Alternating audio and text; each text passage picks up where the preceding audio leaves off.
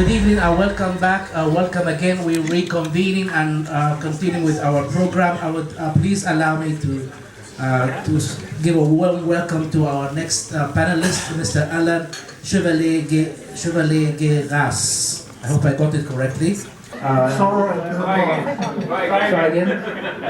I'll do this my time. Anyway, he's a renowned French journalist and writer. He has worked in Afghanistan and the Balkans, expert on political Islam and Jihadist movements, has a number of publications in this field, including a book that will be of high relevance, especially to our people in Sudan.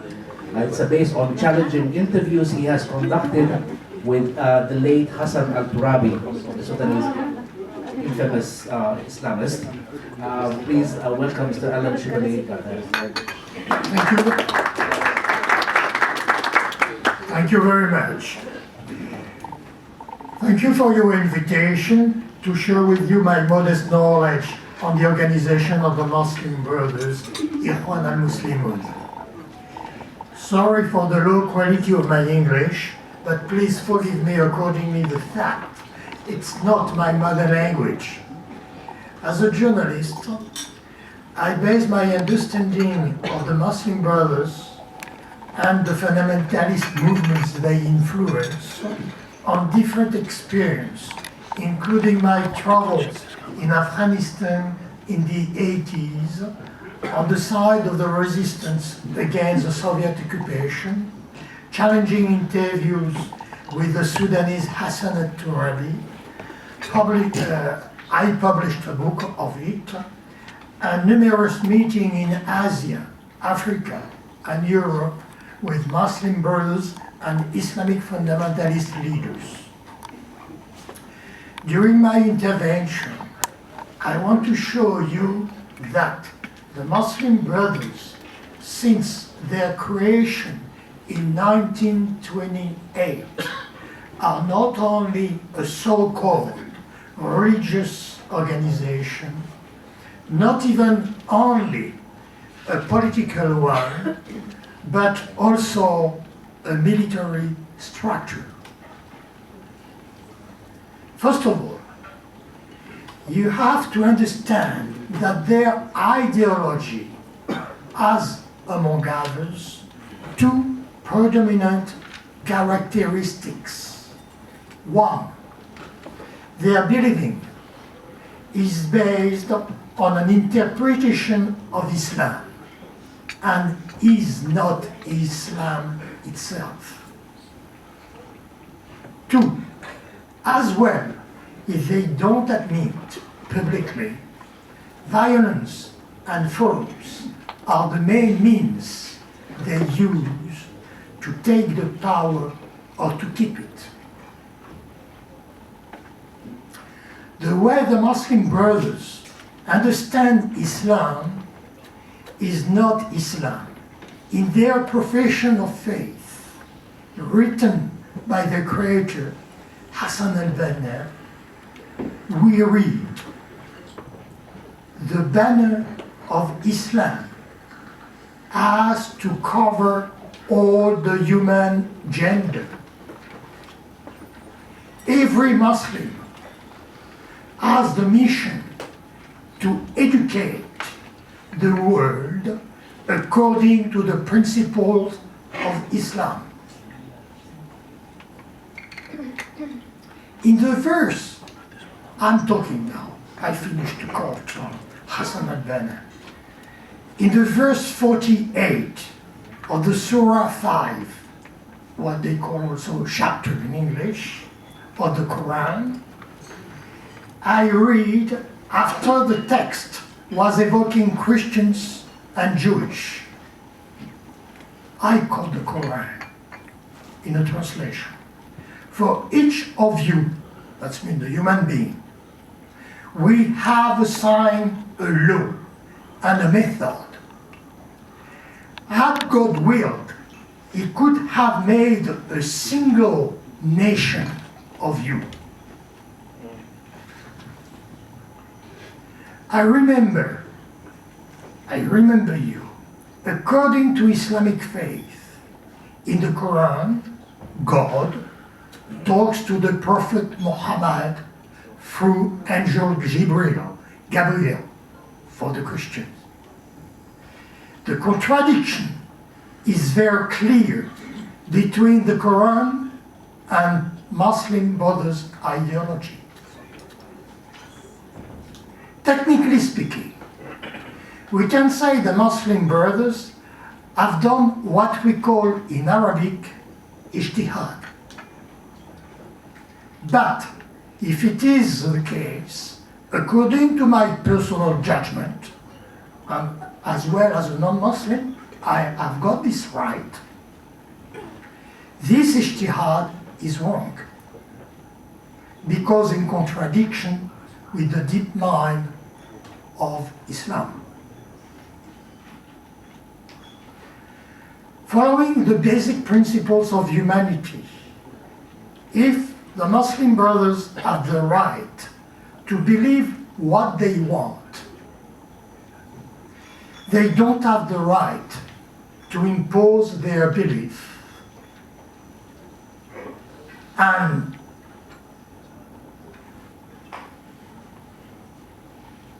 their way to live to the other by force. I repeat, they don't have the right to impose their belief and their way to live to others by force. And it's a characteristic number 2 of their ideology.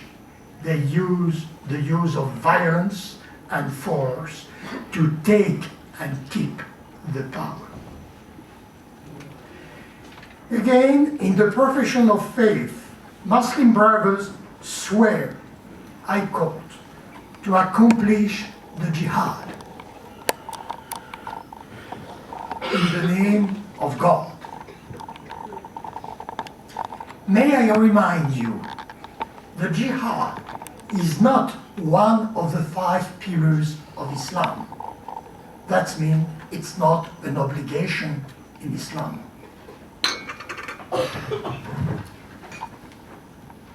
Worse, for the Muslim Brothers, the Murshid al-Ham, the guide, general guide, can declare alone a jihad. At the time, in Islam, you need an agreement, a fatwa, told by the ulema to open jihad. Other words, permitting to an individual, auto-nominated leader of a congregation, to start jihad, to call for jihad, may I say, the Muslim Brothers appear in total contradiction with the Sharia itself. Even more, Muslims can start jihad only if the Islamic religion is in danger. In case of aggression coming from non-Muslims. If it's not the case, and if the Muslims go to war to conquer land, we talk about a regular war, what you call in Arabic, harb. On that aspect, recent history is precious. In Algeria, between the 2 world wars, the local ulema refused to declare jihad against the French authority. So in Algeria, between the 2 world wars, the local ulema refused to declare jihad against the French authority because the French government and the French people didn't attack or offense Islam as a religion. And you can check down.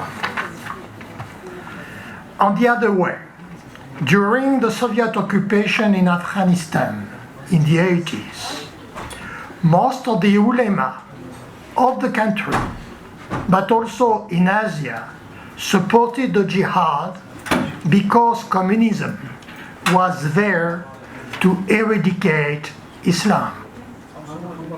And it's the difference with Algeria. All that to say, how far are the Muslim Brothers of Islam when they dare to suggest to use Islam as a justification of violence? And it's not only a theory I'm talking about. The Muslim Brothers are also physically related with violence. Hassan al-Banna created a movement of scouts, young men trained for war. In 1936, he sent them to fight in Palestine in the name of the Muslim Brothers. During the Arab insurrection, again, in 1948, he ordered them to join the first Arab war against Israel. Of course, I am not talking about the reasons of the war against Israel. It's another subject.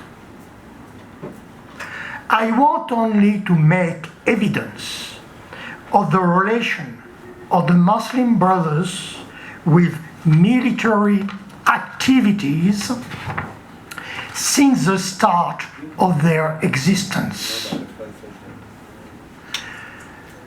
But there was, in that time, inside the structure of the Muslim Brothers, something much more worrying. They created the so-called secret organization. It's an armed group in charge of the clandestine activities of the Muslim Brothers and trained for military action. Saleh Hashmawi was in charge of it. In 1940, Hashmawi opened a link with officers of the Egyptian army who will found in 1950 the Free Officers Movement under the leadership of Gamal Abdel Nasser. Anwar al-Sadat, in that time an officer in the army, yet associated to Nasser, delivered weapons to Hashmawi and his group. It's history. Then was starting terrorist activities of the Muslim Brothers. In March 1948, the Egyptian authority ordered to the Muslim Brothers to give back their weapons and to integrate their armed force inside the regular army. Many of the Muslim Brothers refused to give back their weapons and to join the army, and they rebelled against the power. Then, in spring, as an answer, in spring 1948, a young man, a member of the Muslim Brotherhood, killed a judge in the street. In November of the same year, the two British officers were lynched and killed during a demonstration of the Brotherhood. 3 weeks later, a student coming from the ranks of the Muslim Brothers killed the Prime Minister Mahmoud al-Nukrashi Pasha.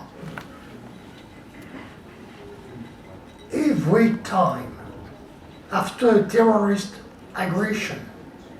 Hassan al-Banna affirmed he was not involved. We can suspect him to play a double game. We can also imagine he lost control and few elements were acting on their own. It's interesting to consider that many times in the narrative of Muslim brothers appears the same question. Are they complice or did they lose the control? In other words, are they associated or not to crimes committed by people coming from their own organization? In other words, are Muslim brothers cynical, or the ideology they teach is mastering the mind of the recruits to the point a certain number of their followers turn terrorists? I don't have the answer.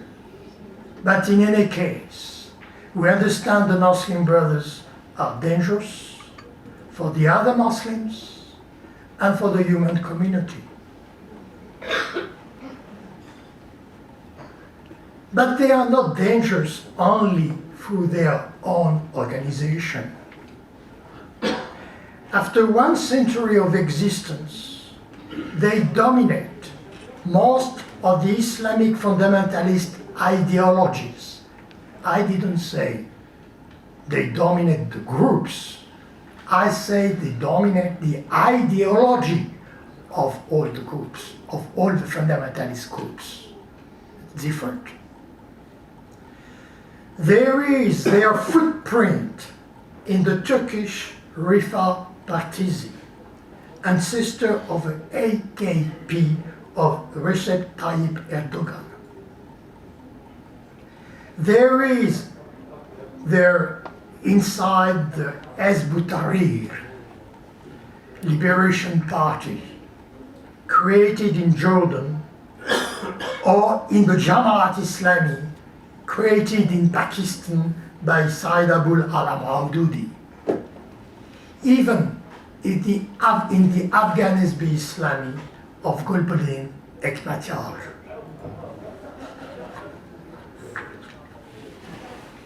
With every time outbidding in fanatism, you find most of ideas and principles of the Muslim brothers in the precepts of groups like Al-Qaeda and Daesh.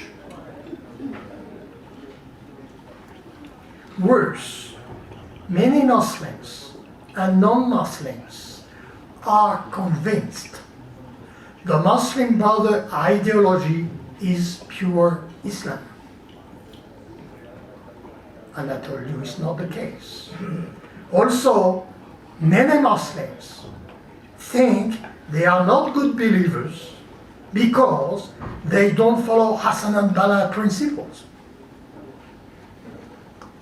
By opposition, and as a result, many non-Muslims have a bad and a refined vision of Islam. We can say Muslim brothers, their way, prepare knowingly and unknowingly a world conflict which will make the war against Daesh a fox hunting. At that point, anybody will understand how urgent it is to annihilate the Muslim brothers' ideology. Simple minds will tell you we have only to criminalize this ideology and to jail people supporting their principles.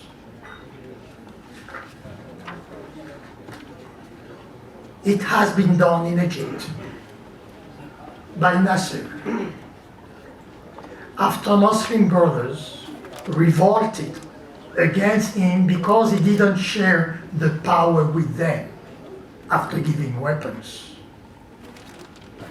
In the eyes of people, they looked victims. The Muslim brothers looked victims. And the new generation turned even more fanatical with Sayyid Qutb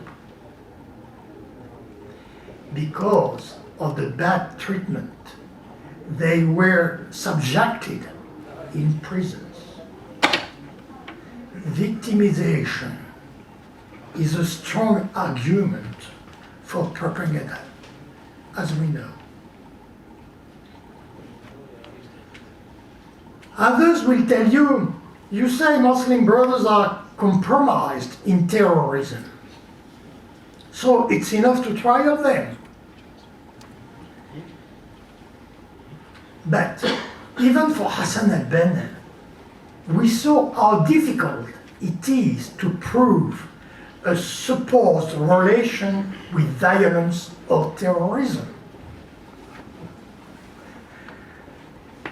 We have to understand Muslim brothers are working on two fields.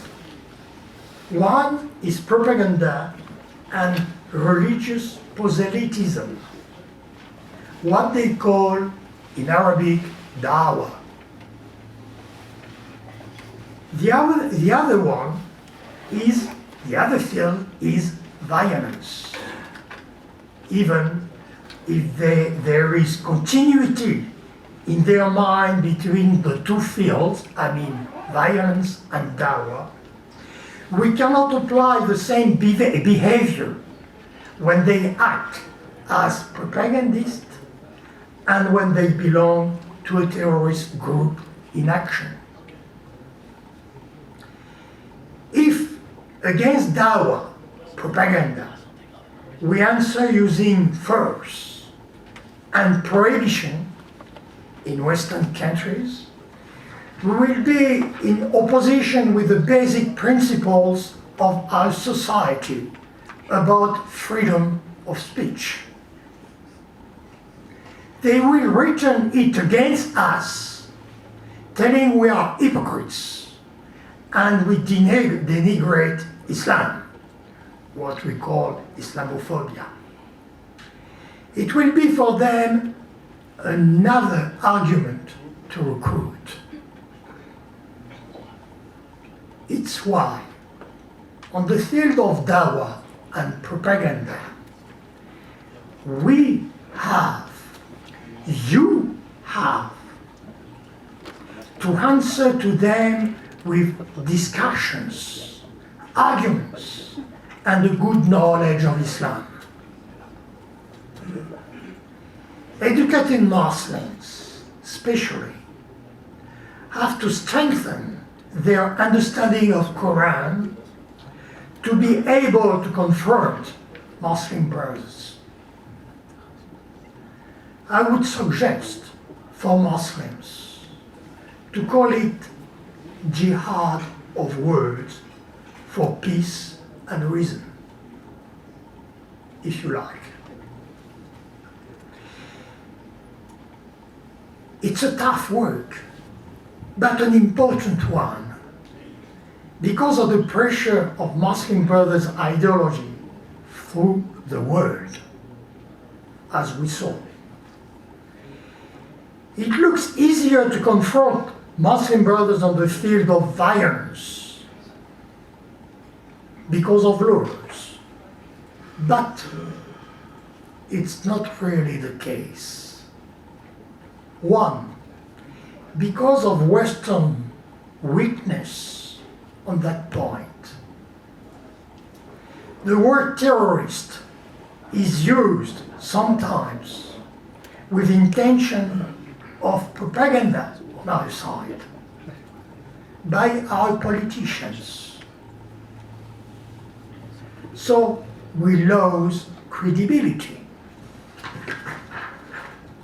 Two, it is many times difficult to appreciate the difference between terrorism and legitimate violence against a tyrannical state. And we face this problem in Syria. 3. Actors of certain acts of terrorism can be out of reach for geographical and political reasons. 4. Muslim brothers are very clever and are not new in the business. They know very well how to cover, to compact, to divide activities, to use words with double meanings, abusing Westerners not well trained to face them. I will add one thing. To protect us and the rest of the world against Muslim brothers, Dawah, and other fundamentalist movements propaganda, we have to be more fair, to work more in direction of justice in the world. Every time we support injustice in the name of our interest or by cowardice, we give the Muslim brothers argument to denigrate our system, and enhance their ideology. For sure, we will never be perfect, but I'm talking about wide and irreducible comportments. 5 minutes, sorry. Sorry, sir, but we brought it 5 minutes, please. Sorry? Sorry, if you can squeeze it into next 5 minutes, sir, please. Almost done. Thank you to have been patient enough to listen to me. It's one by one, sorry. No. I hope I brought to your attention few points of importance to help you in the next future. Thank you. Thank you very much, Mr. Alain Chevalerias, for the very illuminating and especially for depicting that vivid painting about the history of the Muslim Brotherhood. I dare not say that this depicting of the history of the Muslim Brotherhood has no influence or has no influence on the current status. And thank you for linking history and present as well. Thank you so much. The panelists will take 3 questions, so if please make it as heavy as the presentation was. Gentlemen. Thank you.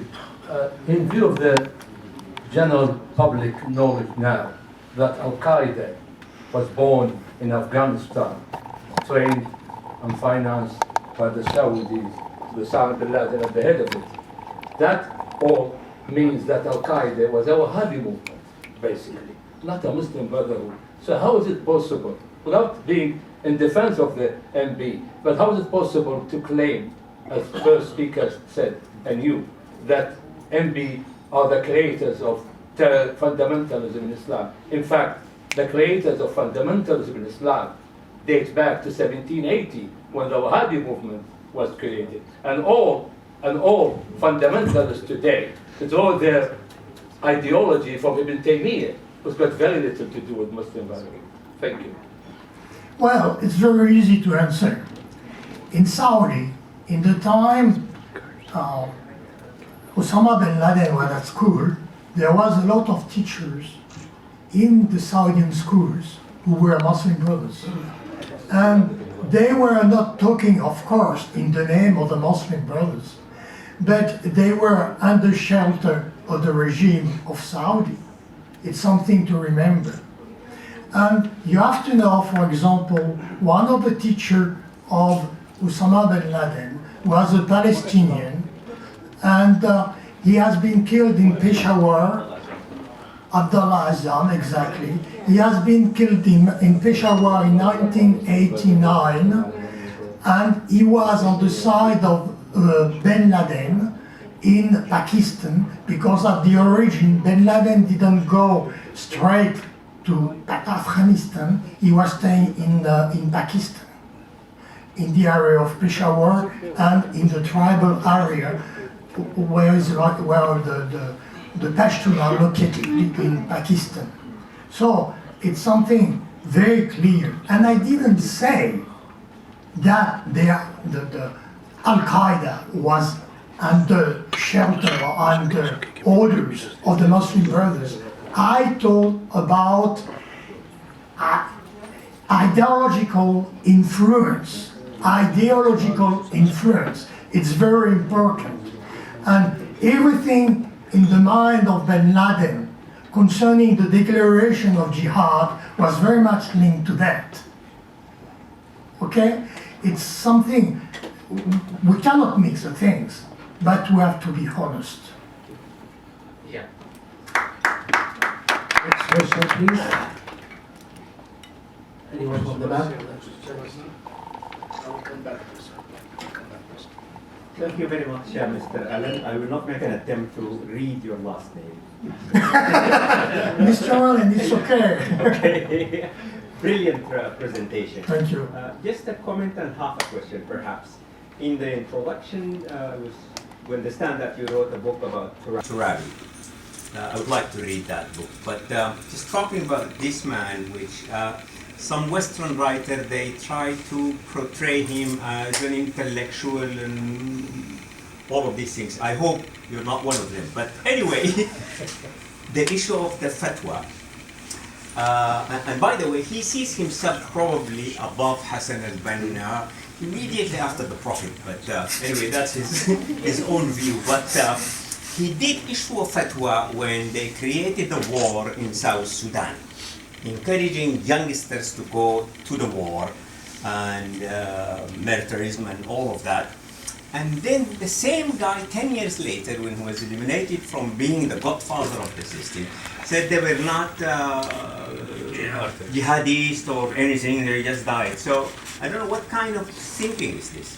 And then on the issue about the propaganda and violence, I fully agree with you. The recent revolution in Sudan against the Muslim Brotherhood succeeded because they did not use violence, even though they were throwing arms for the youngsters to fight them. So you can defeat them by peaceful means rather than using that. Well, the thing is, you know, I could talk maybe 1 hour about Hassan Al Tourabi. The problem is we don't have a lot of time.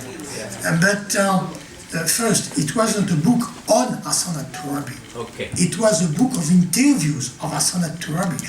I spent 15 days in Sudan, in Khartoum, to make these interviews. And it's a big book. It has been published in lattice. The thing is, it's finished. There's no more books. But maybe you can find now on internet.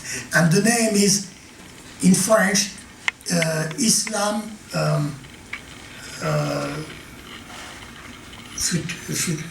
Sorry, I mix up between English and French. So, Say it in French, we get it. Say it in French.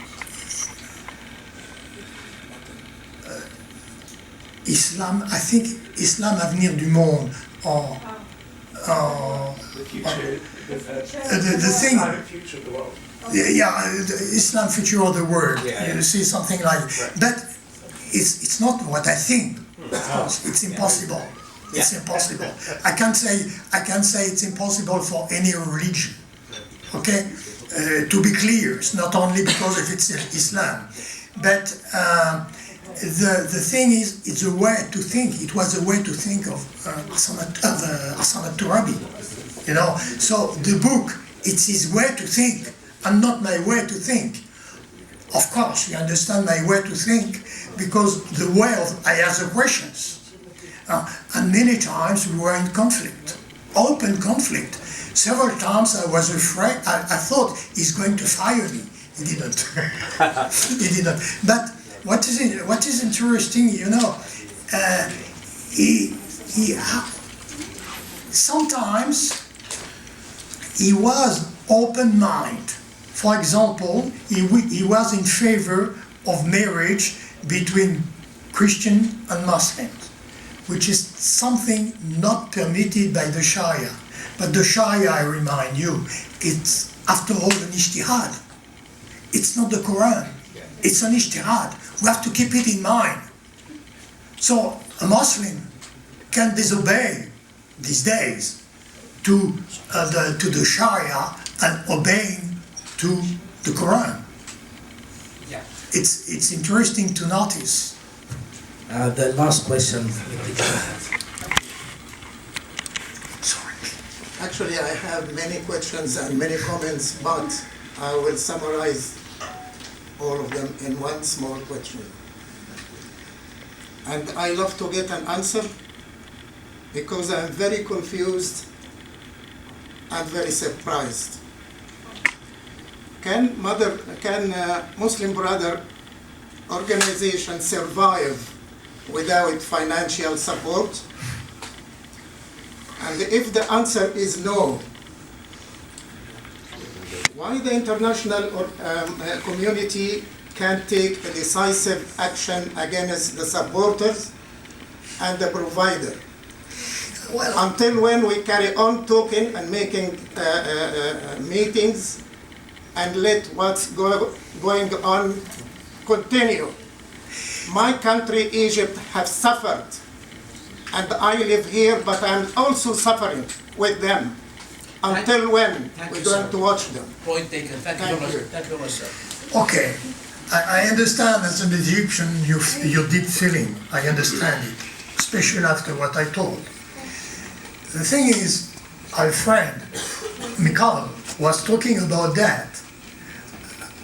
Remember, the Muslim Brothers, like many, to create their movement in Israel in 1989 by the Israeli government, who wanted to use them against LPO.